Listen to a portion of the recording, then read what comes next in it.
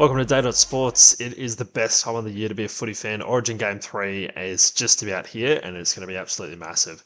Still absolutely kicking myself though that I didn't get tickets for this, but no, well, sometimes you get that. Now, it doesn't get much better than a decider at Suncorp. The atmosphere, it is just unreal, and I've never been to another sporting event like it. I'd say the only other thing that might come close would be Game 1. Well, the first day of the Ashes at the Gabba. That's definitely up there, but yeah, nothing comes close to Origin. So before we do get into all the Origin chat, do me a massive favor if you can, give this video a like and subscribe. That way you can give me shit if the Blues end up beating Queensland. So make sure you give the socials a follow as well. Now, before my tips and predictions, I just wanted to look back at some of the famous Origin deciders as well. So the last one we had, that was in 2022. I was lucky enough to get along to this one, and it might have been the best game of rugby league I've seen in my life, honestly. So players, it was starting off, people getting knocked out. Gago was trying to knock people out. Dozer, his redemption, it was just insane. So also notable as well to see Corey Oates getting a run. His try being denied absolutely broke my heart. Number one Corey Oates fan 2022. But we also had Tommy Dearden coming in for an injured Munster, and he had an all-time performance as well, really showing his ability on the Origin stage. Highlight for sure, though, was Ben Hunt's intercept. Go Dozer pretty much sealed the win there. Then we've got Origin back in 2020 as well. That was another decider, with Queensland being dubbed the worst side ever, and they went out and got it done.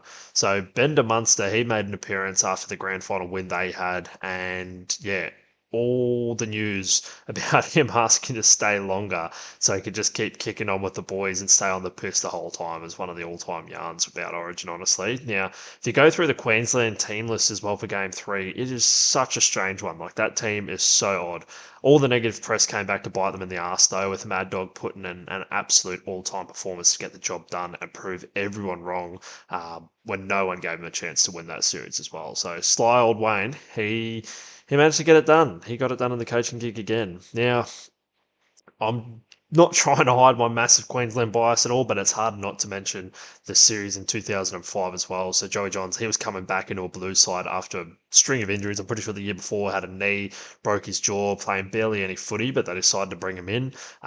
He got the job done in game 2, and they went to the decider up in Queensland, and he managed to pull off one of the best Origin performances of all time to secure the win as well. So that was the last time that New South Wales have managed to win a decider in Queensland, and it took an all-time performance from arguably the best half the game has ever seen, if not the best play the game's ever seen. So yeah, good luck on that one. Last, I just wanted to touch on a game in 2001. So this was game 3. So old Wayne Bennett, he pulled the old sneaky to bring Alfie back over from England. He was getting on an age as well, and he hadn't played a whole lot of NRL or Origin in that, in some time as well, but managed to have a massive performance and pump the Blues to win the series 40-14. He managed to snag a try as well for himself, so that's pretty good in the comeback game. Now, I will admit, I was about 3 when this took place, so I can't say I was watching this one. So my first would have been about 04, 05, I'd say, that I can remember anyway. But the stories that I got told from the old man and some of the clips that I've seen, they're just awesome. Now, time for my game 3 prediction. So I'd be lying to myself if I didn't say it's going to be a tough game. But you'd be kidding yourself if you think that I'm not going to be saying Queensland are going to get it done. And I think it's going to be 1-12. It's going to be a tough, close game.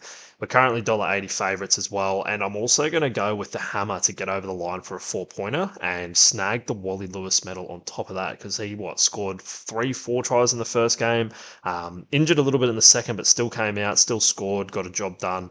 So if he's fit and firing in this game 3, he's going to be one to watch for sure and could turn the tides entirely. So game 2, it was concerning. Obviously, we got absolutely touched up. It was a rough watch, but we have been there before as well. So in 2022, we got absolutely smashed. But went out and got it done in game 3 with no worries.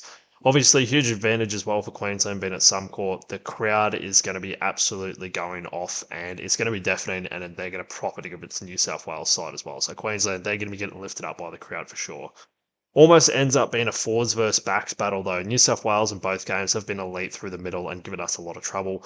Queensland, they have to get on top of that really quickly and not let the momentum swing too much to New South Wales.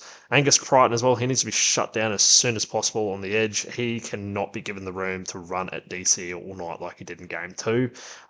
Queensland, they've shown in both games the ability of their backline given the opportunity. No Trell for New South Wales is a massive out for them as well. Just him being on the field has an effect in itself. It's unreal. So without him, it's just not the same threat. I do rate Bradman best, but yeah, it's just not the same.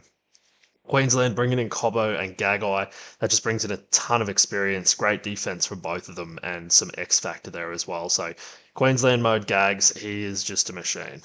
It's no secret what each team is looking to do to each other as well.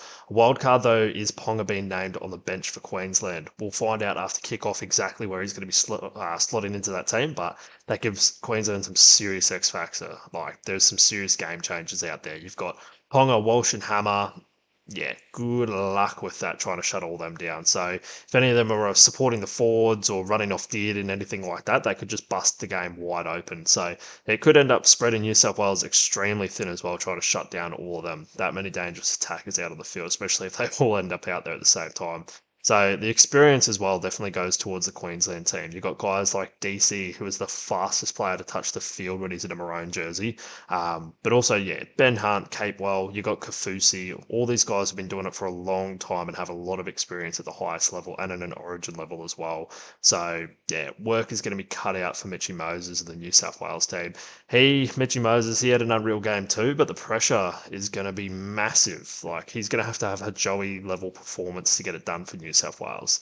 It took an immortal level player to pull it off last time, and is Mitchy Moses on a Joey Johns level? Yeah, probably not. So Queensland, though, obviously they still need to step it up after game two, but I've got no doubt they've got it in them to rise up to the occasion. Now, onto my tip, well, my overall tips for game three. So obviously taking Queensland 1 to 12. Legally, I have to have the hammer in there anytime. Going to throw Walshy to get over the line as well, and I'm chasing the Dragon from game two.